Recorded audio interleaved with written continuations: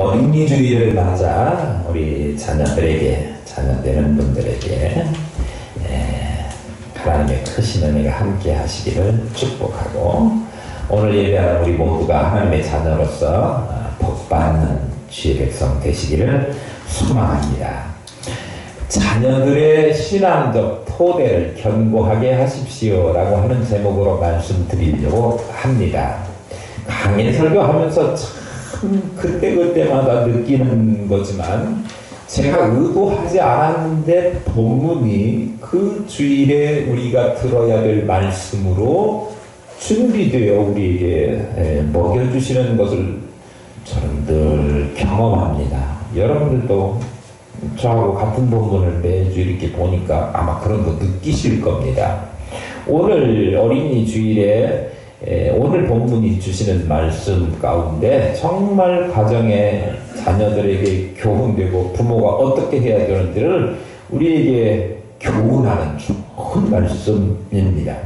우리 지금 어느 말씀까지 살펴보고 있느냐 그러면, 솔로몬의 넷째 아들, 실제로는 서열 2위, 왕자의 세상식으로 따지자면 왕위를 물려받아야 될 것 같은 아들 아도니아이지만, 원래 서열대로 되는 것이 아니라 신정 왕국의 왕이기 때문에 하나님께서 정하신 사람, 그 사람이 왕위를 물려받게 되어야 되는 거죠. 그런데 그거하고는 상관없이 내가 스스로 왕이 되겠다라고 자처해서 왕이 되려고 했던 아도니아가 다윗이 노쇠한 틈을 타서 자기가 반역을 일으켰지만, 나단과 그리고 그의 나단 선지자의 이야기를 들었던 밧세바, 다윗의 아내죠. 밧세바의 노력으로 다윗이 솔로몬을 왕으로, 차기 왕으로 하도록 해야 된다라고 하는 제가를 받아내게 됩니다.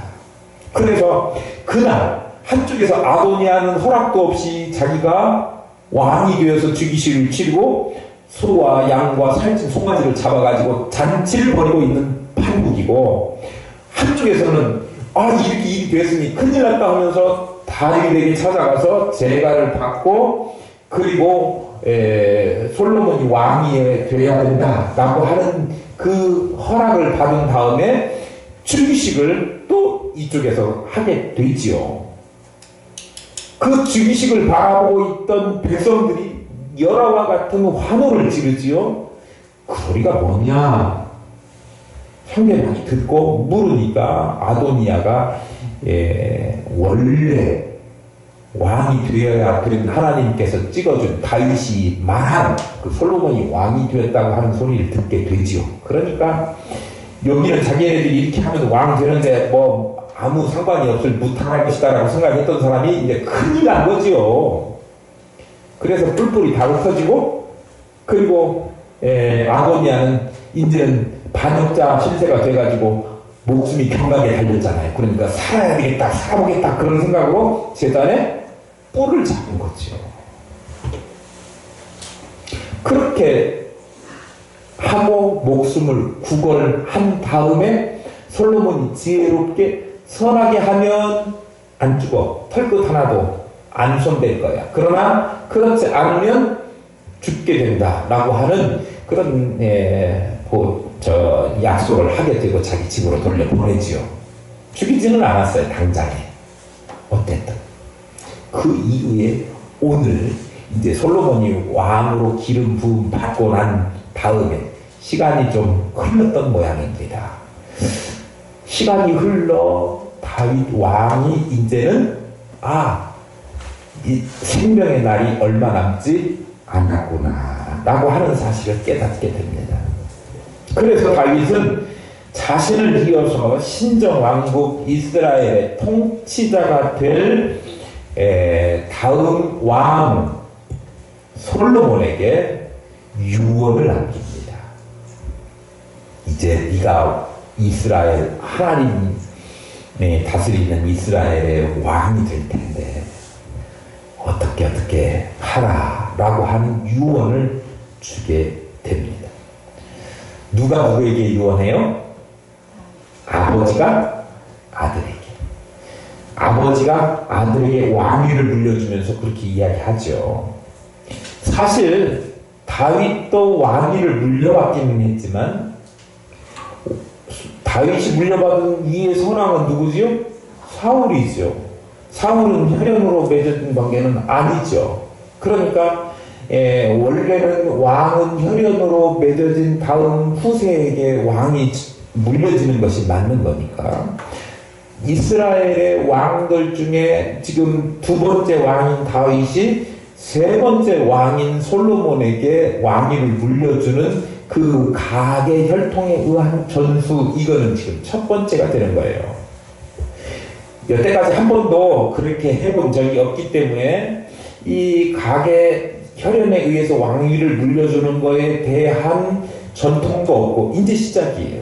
그러니까 그럴 때 어떤 유언을 했는가 우리가 살펴보는 것은 좀 의미가 있다 그런 생각이 들어요. 특별히 다윗이 솔로몬에게 한 이야기는 혈연 관계에 의해서 아버지가 아들에게 한 유언이기도 하지만 선왕이 후대 왕에게 그리고 인생의 뭐가? 선배가 인생의 후배에게 가는 세대가 누구에게? 오는 다음 세대에게 하는 말씀이라고 하는 거예요. 그러니까 오늘 어린이 주일에 이 본문을 생각해 보면서 가는 세대가 올 세대, 오는 세대에게 무엇을 남겨주고 무엇을 가르쳐줘야 될 것인가 오늘 본문을 통해서 깊게 깨닫고 그대로 해서 하나님께서 약속하신 대대의 하나님을 섬기고 대대의 왕 노릇할 하나님의 백성들이 끊어지지 않고 생겨지는 그런 은혜가 있기를 축복합니다. 뭔 얘기했어요? 첫 번째에 힘을 내서 힘써서 대장부가 되라. 그런 이야기를 유언으로 남깁니다. 힘써 대장부가 되라 라고 하는 이야기를 왜 맨 처음 했을까요? 사실 왕위를 혈연에 의해서 물려준 위의 경험이 없어요. 그러니까 그렇게 물려받을 경우에 정국이 어떻게 변할 것인지는 누구도 예측을 하지 못해요. 더구나 지금 그 자리, 왕권을 이어받아서 하는 자리가 그렇게 규정대로 전례대로 이렇게 되어진 것이 아니고 우여곡절 끝에 자기도 지금 아도니아라고 하는 형이 반역을 해가지고 자기가 왕이 되어야 되는데 그 자리를 먼저 하겠다라고 앞서서 했던 그런 선례가 있고 그 일을 지금 마치고 난 다음에 자기가 우여곡절 끝에 다윗 왕의 제가를 받아서 왕이 되었으니 앞으로 어떻게 이 형제들 그런 문제들이며 또 정치를 다스려 가야 될 것인지에 대해서 두려움이 앞설 것이고 겁이 났을 것입니다. 우리는 물려받으면 그만이지 그렇지만 여러분 형제가 형제를 죽이라고 명령하고 이런 것이 쉬운 거 아니에요. 그러니까 왕노릇도 쉬운 거 아닌 것 같아요. 그렇게 하려면 혈연이나 사람 인맥이나 이런 거에 얽매여 가지고 어떤 일을 처리하는 것이 아니고 매사에 공의와 정의로운 방편을 기준 삼아 다시 말하면 하나님의 나라 신정 왕국이니까 뭘 기준으로? 하나님의 말씀을 기준 삼아 자기가 다스려야 되는데 그것이 쉬운 일은 결코 아닌 거죠. 그러니까 두려움이 엄습해 왔을 것입니다. 아버지 다윗이 다스릴 때는 그냥 아들로서 밑에서 바라만 보면 됐지만 이제는 내가 그거를 직접 해야 되는 일이지요. 보는 거하고 내가 직접 하는 거하고는 완전히 다릅니다. 여러분 해보시잖아요. 요리하는 거 바라보면 요리하는 사람은 엄청 요리를 잘해요. 막 옆에서 훈수 두는 거 보면 이렇게도 하고 저렇게도 하고 이거 칼집을 조금 넣으시고 많이 넣으시고 뭐 이게 간은 세네 짱네 이렇게 이야기하는데 막상 자기 보고 해보라 그러면 못해요. 라면도 못 그래요. 그러니까 옆에서 보는 거하고 자기가 직접 하는 거하고는 너무나 다른 거예요. 그걸 다윗이 알기 때문에. 다윗이 또 웬만한 그 왕으로서 겪지 않아도 될 5만 가지 일을 다 겪었지 않습니까? 심지어는 자기 아들들이 자기 자리 차지하겠다고 반역하는 그런 일까지, 압살롬까지. 그래서 압살롬을 진압해야 되는 일까지 겪어야 했었으니까. 인생에 파란만장한 모든 일을 겪어보니까 이게 왕노릇이 쉽지 않다. 그러니 오는 세대들이 뭘 가져야 되느냐? 힘쓰고 용감하고 대장부가 돼야 되겠다. 그런 이야기를 하고 있는 거예요. 세상 만만하지 않습니다. 만만하지 않아요. 그냥 다음날 해드리면 그냥 살아가는 게 아니에요. 우리가 사는 세상은 정말 힘들어졌습니다. 그렇기에 새로운 세상을 들어가서 새로운 세상과 맞닥뜨려서 그걸 살아내려면 힘써 대장부가 되지 않으면 안 된다. 그런 말씀을 오늘 처음으로 첫 번째 이유로 이야기하고 있는 거예요. 그런데 이 본문을 읽으면서 저는 어떤 생각이 탁 들었냐면, 여러분 성경 여러 번 읽어보신 분들은 요 내용 한번 오버랩되는 부분이 있죠.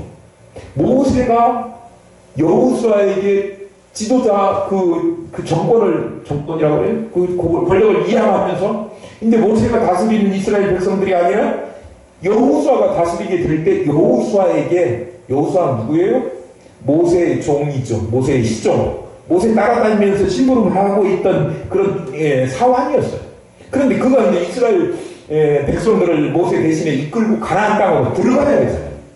그러니 모세 입장에서는 얼마나 주변에서 모세가 하는 일을 많이 봤기 때문에 오히려 그게 더 힘들다라고 하는 생각을 가졌을 수도 있어요. 그러니까 모세가 여호수아에게 한 이야기는 뭐냐 그러면 우리 한번 찾아보실까요? 여호수아 1장입니다.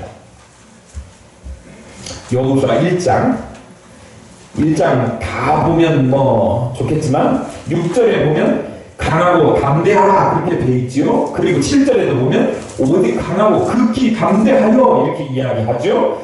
그리고 쭉 보다 보면 9절에 보면 내가 내게 명령한 것이 아니냐, 강하고 담대하라, 두려워하지 말며 놀라지 말라, 내가 어디로 가든지 내 하나님 여호와가 너와 함께 하느니라 하신다. 이렇게 격려하고 담대할 것을 주문하고 있어요. 그러니까 위대한 신앙의 사람들이 세상 살다 보니 세상과 싸워 이기려면 뭐가 필요하느냐 그러면 담대함이 필요하다라고 하는 것을 아는 거예요. 그래서 오늘 다윗도 솔로몬에게 뭐 하라고요? 힘써 대장부가 되라. 모세식으로 이야기하면 강하고 담대하라. 대장부가 되라라고 하는 표현이고 강하고 담대하라라고 하는 그 단어가 똑같은 어근에서 사용된 단어를 사용하고 있어요. 그러면 오늘 모세가 이스라엘 백성들을 가나안 땅으로 데리고 들어갈 때 모세가 죽으면서 여호수아에게 이야기했던 내용하고 다윗이 솔로몬에게 정권을 이양하는 그때에 했던 내용하고 동일하게 강하고 담대하라 그랬는데, 강하고 담대한 게 자기 스스로의 힘을 내가지고 네가 힘내서 스스로가 용감했다 그런 얘기가 아니에요. 여호수아서 찾아보니까 이제 금방 보니까 어디로 가든지 누가? 내 하나님 여호와가 함께 하신다라고 하는 거죠. 하나님으로 인한 담대함인 거예요. 그러니까 우리 자녀들이 이 세상 살아가면서 험난하고 이런 세상과 우리 오는 세대들이 그런 세상과 맞닥뜨려야 돼요.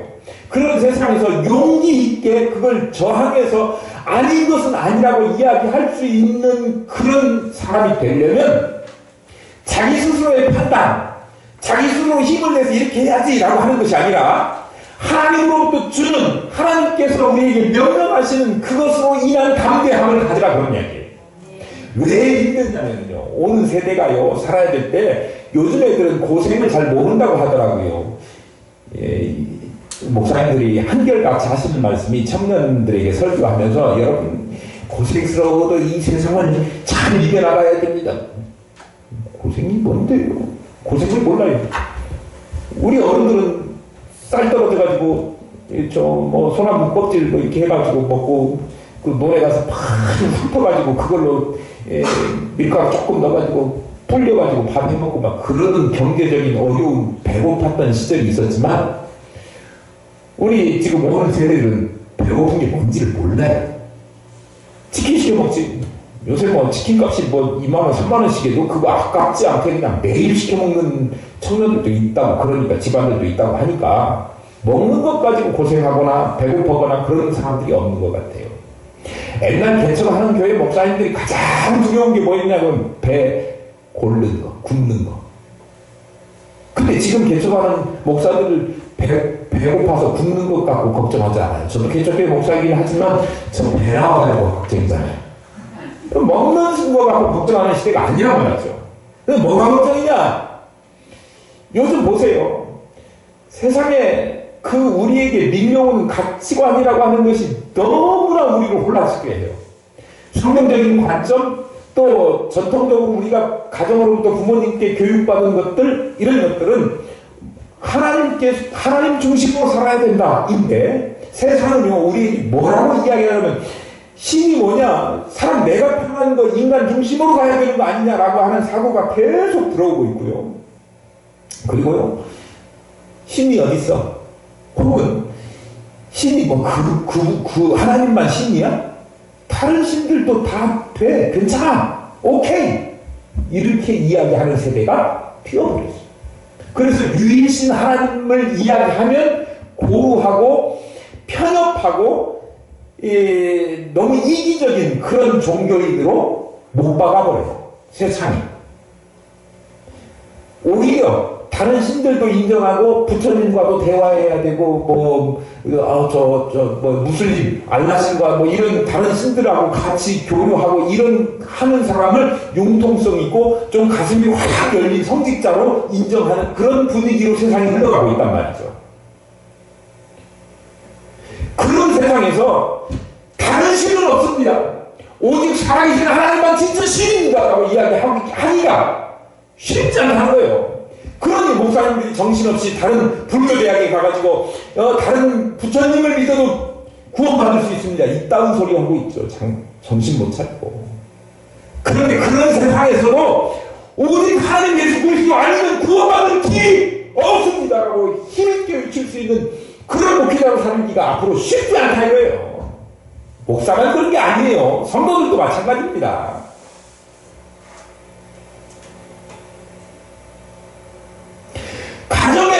가정에 하나님께서 창조 질서를 주신 대로 자녀를 낳고 그 자녀들이 남자는 여자와 결혼하고 여자는 남자와 결혼하는 것이 그것이 천륜이고 하나님께서 지어주신 자연의 법칙인데 그걸 어디고 남자들끼리 결혼하고 남자들끼리 군대 가서 같이 성생활 해도 괜찮다고 용인한 그런 시대가 와버렸어요. 그건 이상하다고 이야기하면 사람들이 삿대질하고 저거 생각이 꽉 막히면 지금 시대가 오는 시대에 그런 이야기 하면서 우리를 이상한 사람 취급해요. 정신 나가는 사람 취급해요. 그런 세상에서 그건 아니라고 이야기하기가 엄청나게 어려운 시대가 되어버렸어요. 가면 갈수록 더 할 것입니다. 아마 교회에서도 동성끼리 결혼하신 분들 성가대 하겠습니다. 이런 시대가 올지 몰라요. 남자 부부 성가대 이렇게 할지도 몰라요. 이게 막강한 세상 아닙니까? 이미 미국의 그 보수 교단인데도 불구하고 그 교단에서 그 동성애자가 목사로 안수받는 일이 허용되는 교단이 생겨버렸다니까요. 이게 뭔 일입니까? 우리나라는 그렇게 되지 말라는 법이 없어요. 그런데 그런 것과 맞서서 싸우기가 쉽냐고요. 틀린 거를 틀렸다고 주장하는 것도 너무 어려워요. 제가 해보니까. 때로는 그것 때문에 욕도 먹어요. 바르게 해보자고 하는데 왜 그러냐고 손가락질해요. 그런데 우리 자녀들은 그런 시대를 우리가 겪는 시대보다 더 심한 그런 세대를 맞닥뜨려서 살게 돼요. 그러면 그들이 하나님의 말씀으로 완전하게 무장하지 않고 기준이 바로 서 있지 않으면 그것이 틀렸다고 하는 그런 생각을 하지 않으면 자기도 모르는 사이에 거기에 동화되고 따라가서 좋은 게 좋은 거야 라고 따라가 버리기 쉽고 그럴 수도 있지라고 하는 인간의 편에서 생각하기에 너무 쉬운 세상을 살아가게 돼 있고, 심지어는 그렇게 살지 않으면 오히려 불편함과 불이익을 경험해야 되는 그런 시대를 살아가게 돼요. 그런데 그런 시대에도 그거 아니랄까 라고 이야기할 수 있도록 살려면 용기가 필요하고 담대함이 필요하고 하나님 편에서 하나님 주도적인 용감함이 필요하다. 이 영상을 힘차게 주장하는 바예요. 아멘. 우리 자녀들이 그렇게 살아야 되지 않겠습니까? 비실비실하게 세상이 막 따라가는 대로 아무 자기 줏대 없이 하나님도 모른 채 내 신앙은 다 접어두고 그냥 그렇게 자존심 굽히면서 그렇게 신앙적인 양심도 없이 살아가서는 안 된다. 그거 첫 번째로 우리 자녀들에게 꼭 가르쳐 주시기를 축복합니다. 아멘. 그 다음에 다윗이 솔로몬에게 한 두 번째 유언이 3절에 나옵니다. 한번 같이 읽어볼까요? 시작.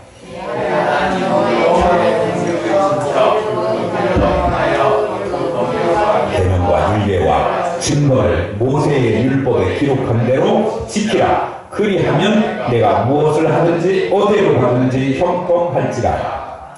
세상 사람들은 이 아버지가 돌아가시거나 뭐 그런 때가 되면 얼마나 유언 그저 상속해주냐, 아파트 세채 뭐 이런 거에 관심이 참 많은 것 같아요. 그런데 오늘 다윗이 솔로몬에게 물려주는 것이 뭐였느냐 그러면 세상 사람들이 기대하는 것처럼 그런 것을 요구하거나 물려준 것이 아니다 그런 얘기예요. 우리 요즘 시대로 이야기하면 그 아버지가 이런 목적 세워놨으니까 내가 죽거들랑 기념비 광화문에 세우고 저기 해남 땅끝마을에도 하나 세우고 정동진에도 하나 세우고 이쪽 서해안 저쪽 백령도에다 하나 세워가지고 내가 하는 업적을 좀 길이길이 빛내라 이렇게 이야기할 수 있어요. 다윗이 싸우면서 진 적이 없다니까요. 제 기억에. 그런 이 영토도 그렇게 확장을 했으니 그럴만 해요. 그런데 그런 이야기 한 군데도 찾아볼 수 없어요. 오직 뭔 얘기만 계속 반복적으로 이야기하고 있느냐 그러면 뭔 얘기하고 있어요? 여호와의 명령 그리고 그 법률 또 계명 율례와 증거 모세의 율법 이게 똑같은 이야기인데 다른 단어로 반복적으로 써요. 하나님의 법이에요. 그것을 얼마나 물려주고 싶었는지 반복적으로 강조해서 이야기하고 있는 거예요. 다시 말하면 이거를 정리하면 신앙의 유산을 물려주고 싶은 거예요. 믿음의 유산을 물려주고 싶은 거예요. 솔로몬은 엄숙하게 따지면 아버지 다윗 왕의 엄숙하게 아버지 다윗 왕이 한 유언을 이 하나님의 말씀을 따라서 잘 살아야 된다라고 하는 것을 청정했어요. 잘 들었어요. 귀담아 들었어요. 그리고 그렇게 살았어요. 그래서 이 믿음의 유언, 신앙의 유언, 믿음의 상속, 신앙의 상속 이것을 마음에 새기고 그 다음에 그가 살아낸 그가 했던 정치를 보면 솔로몬이 정말 좋은 유산을 물려받았구나 라고 하는 것을 알 수 있습니다. 신앙의 유언이라고 하는 것이 눈으로 보여지는 가시적인 재산이 아니고요. 눈에 보이지 않는 무형의 재산이기 때문에 우리가 쉽게 그냥 눈에 안 보이는 것은 별로 인정하고 싶지 않지만 눈에 보이는 것보다 훨씬 더 가치 있고 중요하다고 하는 것을 우리는 알아야 됩니다. 그러니까 자녀들한테 아파트 물려주면 좋겠지만 아파트 안 물려주고 신앙의 유산을 제대로 잘 물려주면 이것이 가장 크고 좋은 거라고. 왜냐하면 솔로몬 보세요. 솔로몬이 왕위를 물려받았죠. 그리고 그가 한 일이 뭡니까?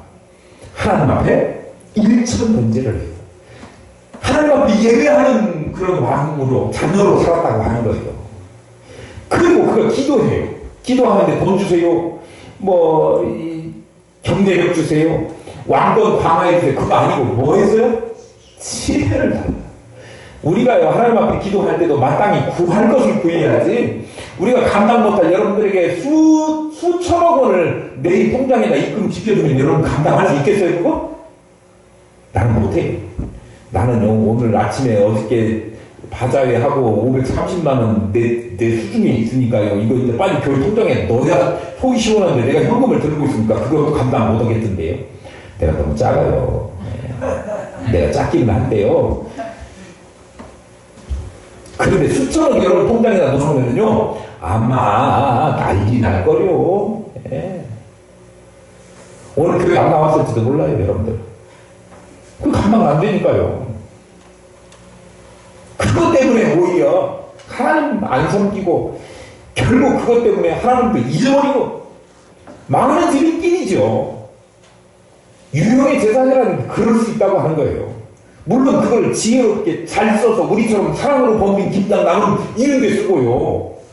그리고 죽어가는 사람들 위해서 쓰고요. 설교하는 일에 아낌없이 쓰고요. 그러면은요, 그거 하나님께서 영광을 거두시고 정말 그 돈이 유형의 재산이지만 그것이 보이지 않는 하나님을 실제로 드러내 보이는 증거물로 사용될 수 있는데, 보통 대개의 경우는 그래서 부자가 하나님의 나라에 들어가는 것이 낙타가 발을 끼로 들어가는 것만큼 어렵다고 이야기하는 것 아니겠습니까? 유형의 재산이라고 하는 것이 그만큼 다루기가 어려운 거예요. 시험거리일 수도 있어요. 나는 유형의 재산은 여러분들이 없었으면 좋겠다 그런 건 아니에요. 많아지기를 축복합니다. 그런데 그 아멘을 안 하네요. 다시 한번 할게요. 아는 거 저거 여기다가 딱 자를게요. 상한가네. 나는 여러분들이 유형의 재산이 많아지기를 축복합니다. 그런데 그것을요, 하나님의 영광을 위해서 우리 눈에는 보이지 않지만 하나님이 살아계심을 드러내는 그런 귀한 재료로 쓸 수 있기를 축복합니다. 그런데요, 오늘 유산으로 남겨줄 때 그것 먼저 물려줄 것이 아니라 믿음의 자산, 신앙의 유산 먼저 남겨주는 것이, 그것이 그로 하여금, 자녀들로 하여금 하나님을 잊어버리지 않고 무릎 꿇게 하고 하나님을 잘 섬기게 하는 귀한 자산이 된다고 하는 거예요. 어떤 것보다 중요한 유산이라고 하는 거예요. 이 솔로몬이 일으켜 놓았던 신앙의 업적들, 이것은 그가 다윗으로 물려받았던 신앙의 유언, 믿음의 유산, 이거하고 떼놓을 수 없다라고 하는 사실을 모두 인정하십니다. 저도 그렇고요. 그렇기 때문에 자녀들이 그런 하나님의 사람으로 훌륭하게 쓰임받는 그런 사람이 되기를 원한다고 하면 우리 뭘 물려줘야 된다고요? 믿음의 유산, 신앙의 유산, 이걸 꼭 물려주시기를 바랍니다. 세 번째로 다윗이 하나님의 말씀이 솔로몬의 생애에 어떤 위치에서 자리 잡고 살아야 될 것인가, 이것을 이야기하고 있는데 4절입니다. 여호와께서 내일에 대하여 말씀하시기를 만일 내 자손들이 그들의 길을 삼가 마음을 다하고 성품을 다하여 진실이 내 앞에서 행하면 이스라엘 왕위에 오를 사람이 내게서 끊어지지 아니하리라. 데이빗 카버넌트, 다윗 언장이죠. 이거 이미 앞에서 하나님께서 말씀하신 것인데 다시 한번 확증하고 있는 거예요. 그런데 조건이 붙어 있어요. 어떻게 하면은요? 마음을 다하고 성품을 다하여 진실이 내 앞에서 행하면, 내 앞에서 생각하면이 아니라 행하면이. 그런데 그 행하는 것이 마음과 성품을 다해서라고 하는 거죠. 온통 마음과 성품을 다한다고 하는 것은 인생의 전 생애를 걸고 하나님만을 위해서 생각하고 생각한 대로 살라, 그런 기분인 거예요. 축구 선수가 그랬던가요? 골프 선수가 그런 얘기를 했던가요? 저는 누군지 구별을 잘 안 가는데 그런 이야기 한 것도 틀림없어요. 뭐 축구만 어떻고 골프만 어떻습니까? 당신은 골프를 어떻게 생각하십니까? 평상시 골프를 얼마나 연습하십니까? 그렇게 인터뷰를 했더니 그 골프 선수가 하는 이야기가 뭐라고 그랬냐면, 저는요, 골프 칠 때는 온통 골프를 하는데 집중하고요. 그리고 골프를 안 치고 있을 때는 골프에 대한 이야기를 하고요. 골프에 대한 이야기를 하지 않고 있을 때는 골프에 대해서 생각하고 있습니다. 그러니까 온통 머릿속에 뭐만 있어요? 골프만 생각하고 있는 거예요. 저는 당구를 안 칩니다. 못 칩니다. 아직까지 배워본 일이 없습니다. 친구들하고 고등학교 때, 친구들이 이게 고등학교 때 수업 빼먹고 체육 시간에 우리 당구 치러 가자 뭐 그런 때도 있었어요. 그러니까 우리 친구들은 고등학교 때 이미 당구를 다 배워갖고 잘 치더라고요. 목사님들 중에도 당구 잘 치시는 분들이 있더라고요. 옛날에 수업 빼먹고 당구 치러 가신 목사님들이에요. 저는 안 그랬어요. 그래서 당구를 지금까지 못 칩니다. 룰도 몰라요. 그런데 당구를 처음 배운 사람들은 그런 목사님들 하는 이야기예요. 허 집사님 빨간 볼, 저 집사님 하얀 볼, 우리 건인 선생 파란 볼, 이렇게 보인다는 거예요. 어떤 목사님 바지게 빠져가지고요. 이렇게 보니까 그날 부활주일을 해가지고 다 흰 옷을 입고 오셨는데 그 옆에 분만 그 옆에 분이 검은 옷을 입고 오셨다는 거예요. 근데 한 자리 옆에가 비어 있으니까 보고 근데 아다리 그랬다는 거죠. 바둑에만 심취해. 당구에만 심취해.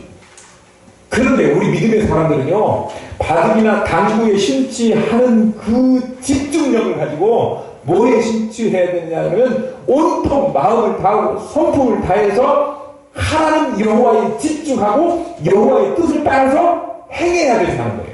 머릿속에 생각만 가지고 있지 말고 생각할 때 그거 하지 않을 때는 생각하고 생각하면서도 뭐에 그 일을 잊어버리지 말고 꼭 해야 된다는 거예요.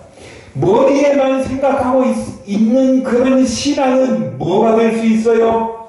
말뿐인 그런 뭐죠? 거짓된 순종이 될 수 있고요. 또 생각은 그런 생각 전혀 하지 않으면서 하나님의 뜻을 하지 않으면서 거룩한 척, 좋은 척 하면서 그렇게 행동만 아껴오는 사람도 있을 수 있어요. 그렇잖아요. 그런 사람 뭐하고 똑같아요? 의식하는 사람들이 쉽죠. 그러니까 마음과 성품이라고 하는 것은 전 인격을 생각과 행동이 다 온통 여호와 하나님으로 말미암아 생각하고 여호와 하나님의 영광을 위하여 살고 그런 이야기예요. 우리 교회에 제가 목회적인 모토로 삼고 있는 여러분들에게 늘 말씀드리는 것이 뭐예요? 하신세성입니다. 하나님께 대하여 신실하기로 했다면 세상에 대해서도 성실하게 살라는 거죠. 신실하게 마음먹었으면 성실하게 살아야 된다는 거예요. 오늘 그거 가르쳐 주는 거예요. 알기만 하고 그렇게 살지 못하면 안 되고요. 그렇게 사는 척하는 그런 흉내쟁이도 돼서는 안 된다는 거예요. 전심으로 진심을 다해서 그렇게 살 때 하나님께서 다윗에게 약속하는 그 약속을 잊어버리지 않고 그 왕권이 끊어지지 않고 이어지는 그 복을 주시겠다. 그래서 약속대로 됐지 않습니까? 그 가문을 통해서 예수 그리스도가 오게 하셨지 않습니까? 만왕의 왕인 예수 그리스도가 그의 핏줄로 오게 하신 거예요. 하나님 약속대로 이루시는 하나님. 우리가 전심으로 정말 온 인격과 전생애를 걸고 목숨을 걸고 하나님을 섬긴다고 하면 하나님께서 우리에게 필요한 것 채우시고 이 땅을 이겨나갈 힘과 능력 주시고 그렇게 하시는데요. 여러분도 그렇게 되기를 축복하지만 저 빼먹어서 다시 저와 여러분이 그렇게 되기를 축복하지만 우리 온 세대들이 그렇게 될 수 있기를 주님의 이름으로 축복합니다. 우리 자리에서